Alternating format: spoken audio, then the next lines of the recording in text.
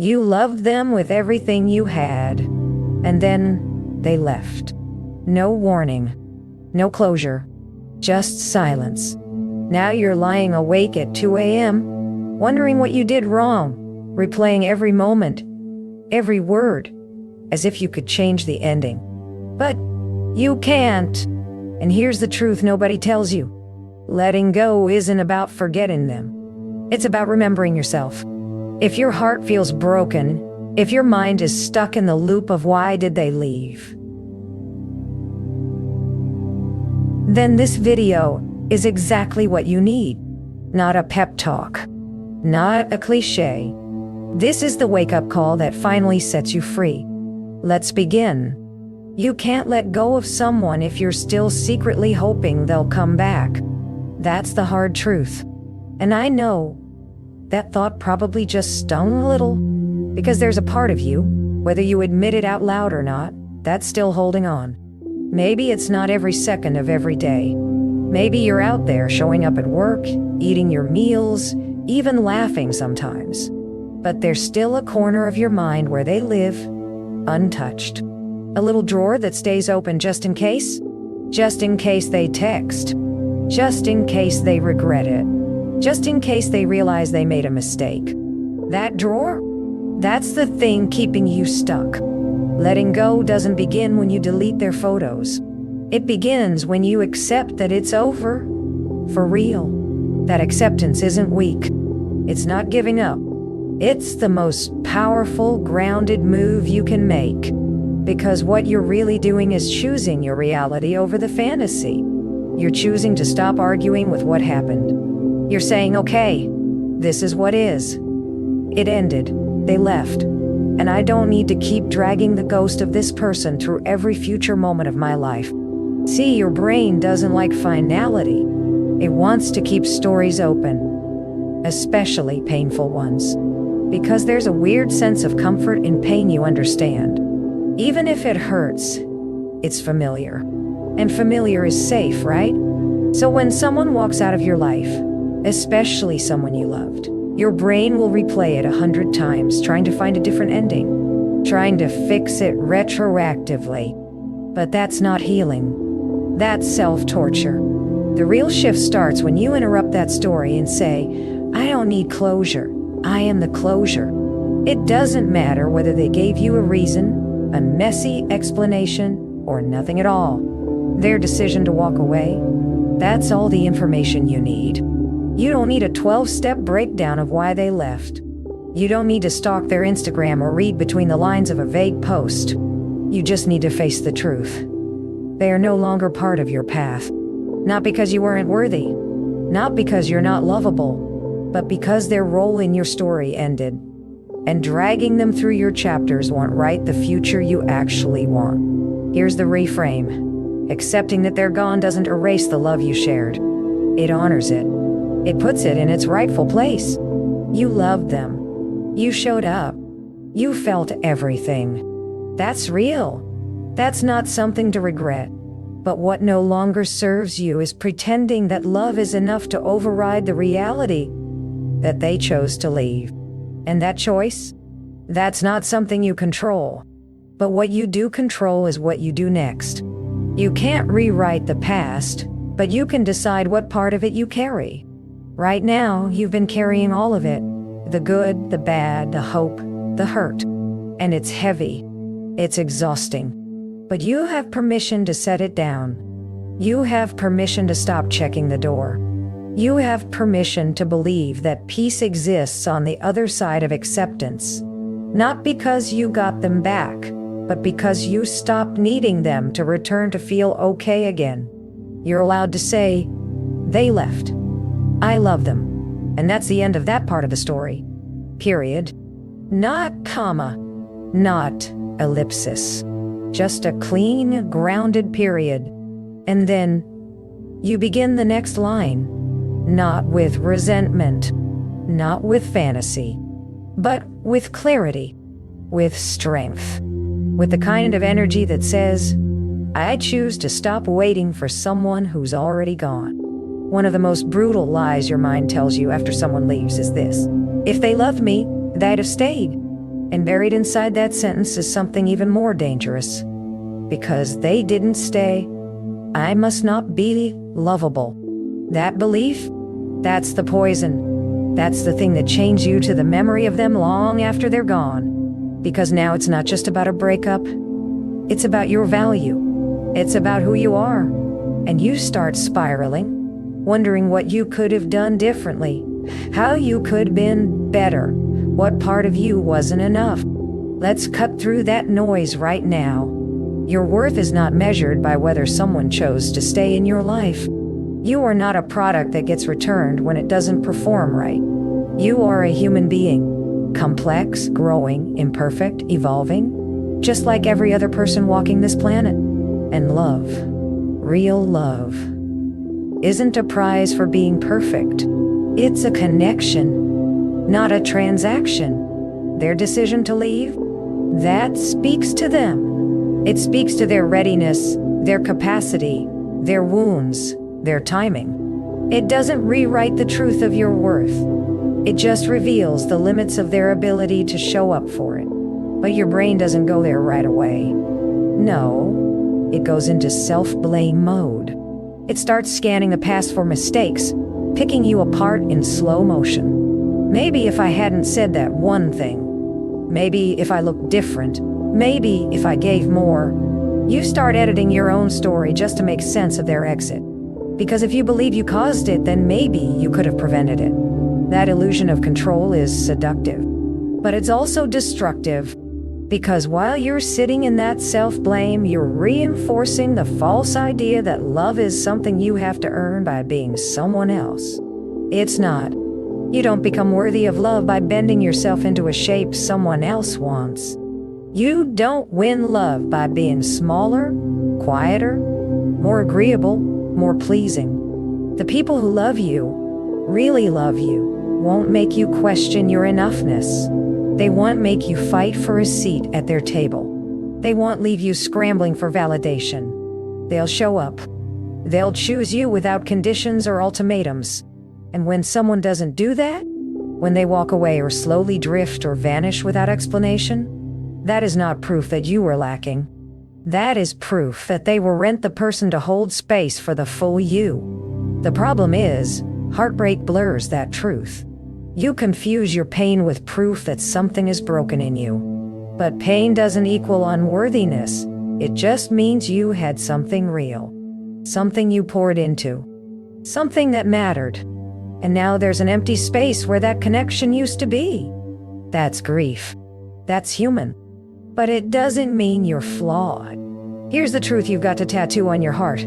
Just because they left doesn't mean you weren't enough. And just because you love them doesn't mean they were the right person for your love. Some people aren't meant to walk the full journey with you. They were a chapter, not the whole book. And when you confuse the end of a chapter with the end of your value, you hand your power over to someone who's no longer in the room. You are allowed to mourn. You are allowed to feel it fully. But don't let that mourning turn into a verdict about your worth. You were valuable before they showed up. You're valuable now that they're gone. That didn't change. It never will. What does get to change? What must change is your decision to stop measuring your value by who chooses to stay. You are not lovable because someone stayed. You are not unlovable because someone left. You are lovable. Without proof. Without permission. Without performance. That's where letting go begins, when you finally stop trying to prove your worth to someone who couldn't see it in the first place. And when you start anchoring into the truth that your value never needed their validation to be real. You wake up one morning and think you've moved on. You're getting through your day, making your coffee, checking your messages, maybe even laughing at something again. And then, boom, they hit you. Their name pops up. Or you hear a song. Or a memory flashes out of nowhere like lightning through your chest. And just like that, it feels like you're back at day one. Back in the ache. Back in the spiral. That's not failure. That's grief. You've been taught that healing is a straight line. That it starts in pain and ends in peace. like some staircase you climb one step at a time. But grief doesn't care about your schedule. It doesn't care about your timeline. Grief loops. It circles back. It pulls you under right when you thought you'd learn to swim. And if you don't understand that, you'll think you're broken. You'll think you're weak. You'll think, I should be over this by now. There are no shoulds in grief. There is only honesty. You lost something that mattered. You gave a piece of your heart to someone, and they're no longer here to hold it. That leaves a void. And it's not just the loss of them. It's the loss of your shared routines, your future plans, the version of yourself that existed in that relationship. You're grieving the relationship and the identity you had in it. That's heavy. That's real. And that takes time. But here's where it gets tricky. Because the world moves fast. People around you start expecting you to get over it. They mean well. They want to see you happy. But when they rush your process, you learn to hide it. You smile through the pain. You say, I'm fine, when inside you're unraveling. That silence can be just as damaging as the breakup itself. Because now, not only are you grieving, you're also pretending you're not. You don't owe anyone a deadline for your healing. You don't need to apologize for still caring. You're not weak because you cry on month 4. You're not wrong because you miss them even after a year. Love doesn't have an off switch. And when someone mattered deeply, their absence echoes again and again. But every time the grief loops, it changes. Maybe the first time it feels like a tidal wave knocking the breath out of you. But the 10th time, maybe it's a ripple. Maybe you still feel it, but now you stay standing. That's what progress looks like. Not erasing the pain, but learning to carry it without collapsing. Some days you'll want to go back. You'll fantasize that maybe, just maybe, they'll come back. You'll reread old messages, stare at old photos, wonder if it could have ended differently. That's your heart trying to make sense of the whole. Don't shame yourself for that. But don't live there either. You can visit the past, but don't unpack your bags and stay. Because while you're looking backward, life is still unfolding in front of you. Grief looping doesn't mean you haven't grown. It means you're a human. It means you loved. It means your heart was brave enough to risk being broken. And that same heart, it's still beating. It's still capable of new connection, of new joy, of new beginnings. The truth is, you may never stop missing them completely, but you will stop needing them to feel whole. You'll wake up one day and realize that the pain no longer owns you, that you remember them, but they're not the center of your story anymore. And that is the moment when grief loosens its grip. Not because you forced it, but because you honored it. You gave it space. You let it loop, without letting it define you. After a breakup, your instincts start screaming, how do I fix this? How do I get them back? How do I return to what was? You scroll through old photos like a blueprint, looking for where things went wrong. You replay every conversation like it holds the key to making it all right again. But here's what you're really doing. You're trying to reconstruct a version of the past that no longer exists. And in that effort, you lose sight of the one thing that still exists.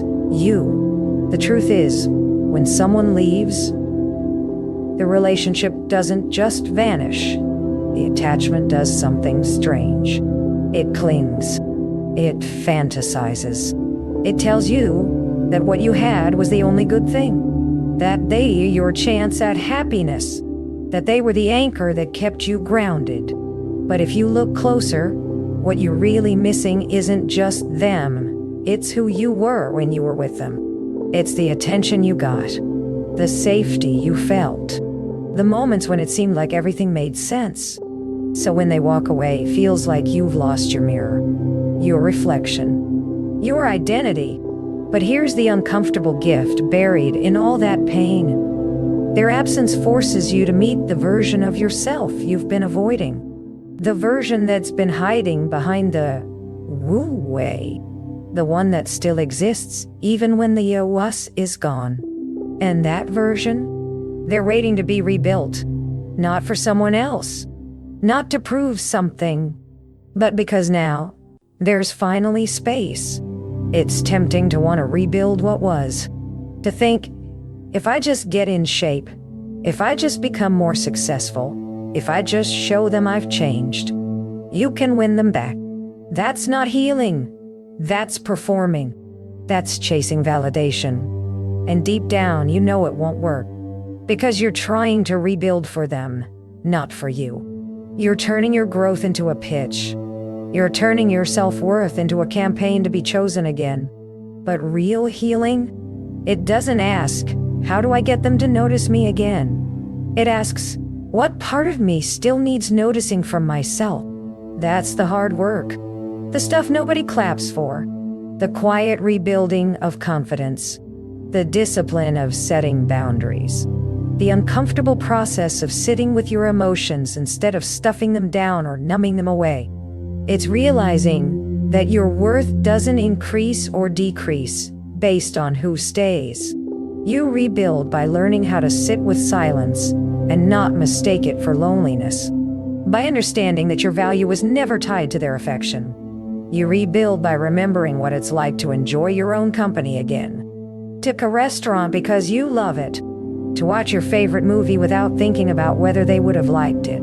You stop living your life in relation to someone else's preferences, and you start asking yourself, what do I want now? Maybe you don't have the answer right away. That's okay. Rebuilding isn't about being certain, it's about being curious. It's about turning toward the parts of you that you abandoned while trying to keep the relationship alive. The hobbies you shelved. The dreams you put on pause. The voice inside that used to be loud but got quiet over time. That voice, it's still there. And now, it has room to speak. You also start seeing the relationship for what it was, not what you wanted it to be. When you stop editing your memories to protect your heart, the truth starts surfacing. You remember the parts that didn't feel safe, the times you overextended yourself, the moments you bit your tongue to keep the peace. That's not bitterness, that's clarity. And clarity helps you rebuild stronger, with clearer boundaries, with deeper self-respect, with less tolerance for breadcrumbs disguised as love. You don't rebuild in one day, and you don't need to have it all figured out before you begin. What matters is that you start choosing yourself again, not as a consolation prize, but as the foundation. Because the person you're becoming on the other side of this, they aren't just recovering, they're rising. Letting go is one of those phrases people throw around like it's a switch. Just let it go, as if you're supposed to suddenly stop feeling, stop remembering, stop caring. But here's the reality most people won't tell you. Letting go has nothing to do with forgetting. It's not about erasing the memories or pretending they didn't matter. It's about remembering them in a new way, a way that no longer owns you. In the beginning, every memory is a trigger. The way they laughed, the way they looked at you, the exact tone of their voice when they said, "I love you." It all floods your system like a highlight reel from a life you don't get to live anymore. That's not just nostalgia, that's grief. You're grieving a connection, a future, a version of you that only existed when they were there. So when someone says, move on, it feels like they're asking you to betray your own heart. But letting go isn't betrayal, it's survival. The key is to stop chasing closure in the form of answers. So many people get stuck waiting for the other person to explain, to apologize, to validate what you went through. You sit with your phone in your hand staring at old texts hoping they'll reach out. You replay conversations in your head trying to make it all make sense. But closure doesn't come from them. It comes from the moment you decide that understanding everything perfectly isn't worth the cost of your peace. Letting go is when you accept that their silence is an answer. Their distance is an answer. Their absence is all the clarity you need. You start shifting from asking, why did this happen to me? To asking, What can I do with what happened? That's the beginning of emotional maturity, turning pain into perspective. Maybe that relationship taught you how to love deeply. Maybe it showed you the parts of yourself that still needed healing. Maybe it forced you to confront your patterns, the people you attract, the boundaries you break, the expectations you bury. Letting go means looking at all of that with honesty instead of shame. It's turning the chapter, not pretending the book never existed. Letting go also means you stop romanticizing the potential and start honoring the reality. The relationship wasn't perfect. You weren't always happy. There were signs, moments when your gut whispered, when your body tensed, when your heart second-guessed. But you stayed. You tried. You gave your all. That matters. That effort wasn't wasted. It grew you. It stretched your capacity to love, to forgive, to hope. Now, it's time to stretch in a different direction, toward yourself. And you know what makes letting go even harder? Your identity was wrapped up in them. Your routines were sensed. Your jokes were inside. Your weekends were shared. And now, everything reminds you of the absence. Even joy feels like guilt. Even moving on feels like betrayal. But that's just the residue of attachment. It fades. Not all at once, but in fragments. One morning, you'll wake up and realize you didn't think of them first. One song won't sting the way it used to. You'll catch yourself laughing and it won't feel wrong. That's the process. That's the shift. There's no perfect timeline for letting go. No roadmap. No formula. But there is this one truth. You're not letting go of love. You're letting go of the idea that this love was the only one that would ever matter. That's the lie pain tells you, that this was your only chance. That no one else will understand you like they did. That no one will love you with that intensity again. But what if the next love doesn't need to burn to feel real? What if peace, stability, and safety are the new passion? Letting go clears space for that. For something different. For something aligned with the version of you that's rising now. Letting go is not forgetting. It's remembering without hurting. It's remembering with wisdom instead of attachment. It's seeing the past not as a prison, but as a place you visited, learned from, and outgrew. You don't need their apology to move forward. You don't need closure from the person who walked away. You are the closure. You are the reason you heal. Yes, they were part of your story, but they're not the whole book. The chapter is over, and rereading it won't change the ending. But writing the next one, that's entirely in your hands. Letting go doesn't mean you forget them. It means you stop abandoning yourself. You stop giving your power to someone who's no longer showing up.